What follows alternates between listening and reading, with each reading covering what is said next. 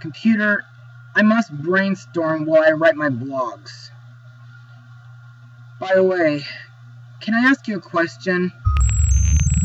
Do you think I'm dumb?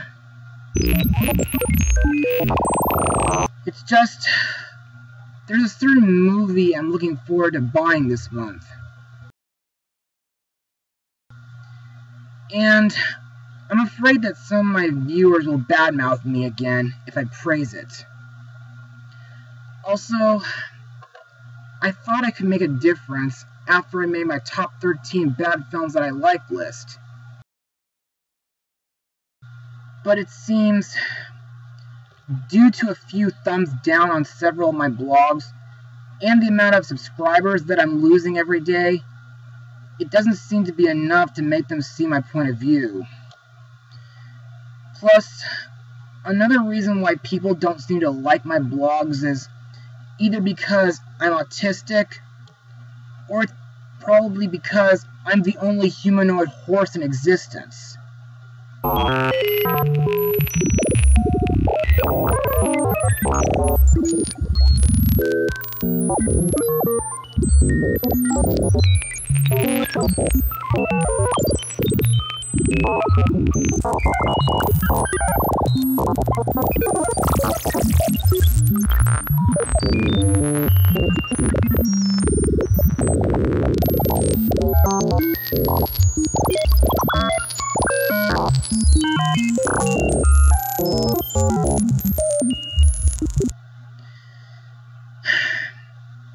Computer, I hope you're right.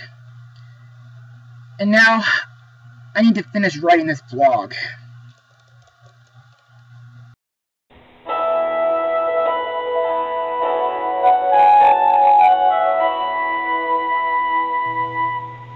Hey everyone, I'm Joshua Orro, the Mustang Prince, and welcome to Mustang Prince Orro Reports. Well everyone, as promised, it's time to look into another Mystic Isles episode. But I wonder, is this episode any good? Does it give us any clues to where the other Wicked 9 objects could be? Well, maybe not, but let's see what this episode has in store. Airing on Disney Junior on March 2nd, 2018, this is the Mystic Isles Undercover Fairies. Now let's get started. In this episode, Sofia and Chrysta go undercover as fairies to stop a thief from stealing a magical Pixie Cup flower. So, what are my thoughts? Well, to be honest, this episode was really enchanting, and it sort of surprised me. Plus, one part of this episode wasn't really what I expected, but it was still pretty good. But to further explain why I like this episode, let's move on to Mustang notes. Now let's start with the animation. And of course, in this episode, it's still flawless. And, since this is the first time since Wassalia that we've seen the Isle of Fairies, I gotta say, it looks very beautiful. It almost reminds me of Pixie Hollow from the Tinkerbell films. Also, I like how the fairies' forest is in this episode. Now, the moral of this episode is, it does not matter if you are different. This I can find relatable because, in my youth, several social therapists and teachers have been trying to help me see through this, even though several other people, including my parents, want me to be like everybody else. Still, I would prefer to live my own life because, to me, being like everybody else can be boring at times. Now let's talk about the song in this episode, The Fairy Way, sung by Chrysta and Sofia. Now this is another good song in my opinion. Plus, During the song, Chrysta tells Sofia that a fairy is supposed to be graceful, delicate, and elegant. And she tells Sofia that she failed the Pixie Cup test due to being different from other fairies during her childhood. At the same time, Sofia offers to coach her to being a conventional fairy due to how similar it is to being royal. Now, here's where we come to a very important subject in this episode, the Pixie Cup. The Pixie Cup is a magical blossom that opens once a year on the Isle of Fairies. Young fairies must pass a test in order to get their magic wands from the Pixie Cup when it opens. But if someone steals all the magic from the Pixie Cup, no fairy will ever get a magic wand again. And of course, the beautiful magic that fairies do will vanish forever. You know, before this episode aired, I thought that the Pixie Cup would be connected to the magical golden flower. But sadly, after I watched this episode, I guess I made a mistake. Also, the fairy test is divided into 3 stages. Dew-dabbing, where each fairy has to gently dab a flower. The tooth pull, where they have to take a tooth from under Snoozle without waking him up and leave him a gift, which sounds kind of like something that the Tooth Fairy would do. And the Fairy Frolic, which is a maze that the fairies have to go through to reach the Pixie Cup flower. This reminds me of the 3rd task from Harry Potter and the Goblet of Fire. And now, let's move on to the characters and their voice actors. Let's start with Princess Sofia, once again voiced by Ariel Winter. Best known from Modern Family,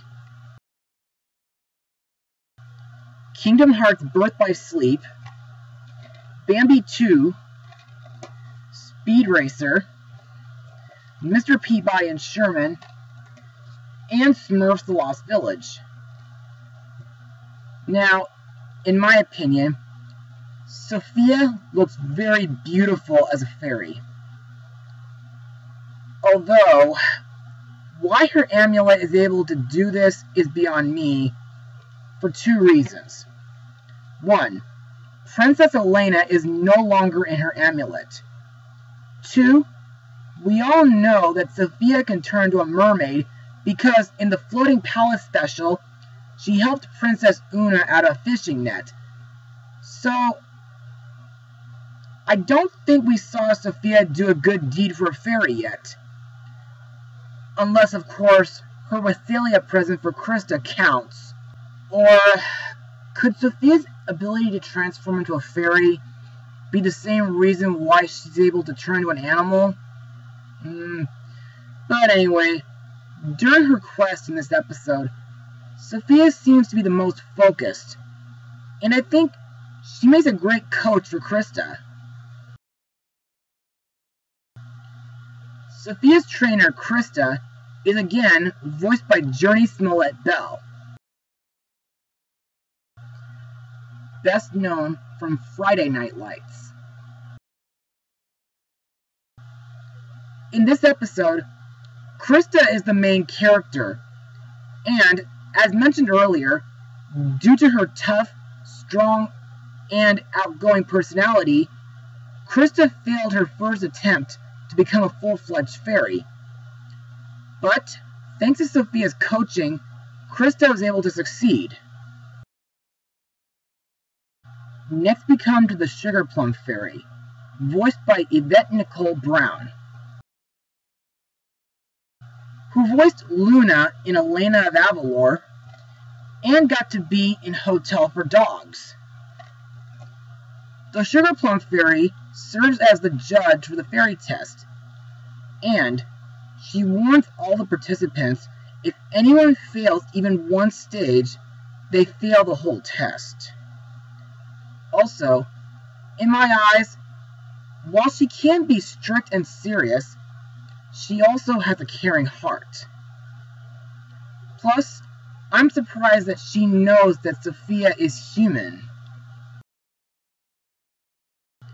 Next, we have Snoozle, a dream fairy voiced by Kevin Michael Richardson, who got to be in TMNT, The Country Bears, Lilo and Stitch, The Little Mermaid Ariel's Beginning, and the Wild Thornberrys movie. He also got to voice Sir Oliver in the Tale of the Noble Knight episode. To me, Snoozle is a fairy version of Sleepy from Snow White and the Seven Dwarfs. But unlike Sleepy, his dreams predict the future, kind of like Joseph from Joseph King of Dreams. In this episode, Snoozle warns Sofia and Chrysta that someone is trying to steal all the magic from the Pixie Cup, and he tells them to keep an eye out for blue butter. Plus, as mentioned earlier, he helps with the tooth-pulling stage during the fairy test.